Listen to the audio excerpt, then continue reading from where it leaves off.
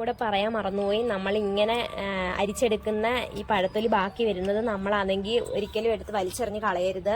അത് നമ്മൾ പോട്ടി മിക്സൊക്കെ തയ്യാറാക്കി ഇട്ടിട്ടുണ്ടെന്നുണ്ടെങ്കിൽ നല്ലതുപോലെ ഇത് ഞെവടി ഇതിൻ്റെ നീരെടുത്തതിന് ശേഷം നമ്മുടെ ആ പോട്ടി മിക്സിലോട്ട് ഇതിൻ്റെ വേസ്റ്റ് കൊണ്ട് ഇട്ട് കൊടുത്താൽ മതി. നല്ലതുപോലെ പിഴിഞ്ഞെടുത്തതിന് ശേഷം മാത്രം നമ്മുടെ പോട്ടി മിക്സിൽ കൊണ്ട് ഇട്ടാൽ മതി.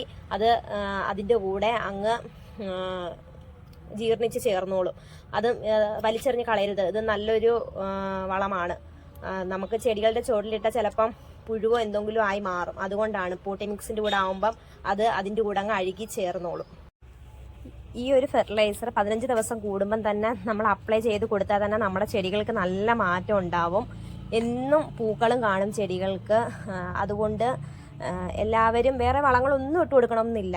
എന്തായാലും വീട്ടിൽ പഴത്തൊലിയും ഉരുളക്കിഴങ്ങിൻ്റെ ആയാലും ഉള്ളിയുടെ ആയാലും തൊലിയൊക്കെ എന്തായാലും നമ്മുടെ വീട്ടിൽ കാണും. അതിൻ്റെ എല്ലാം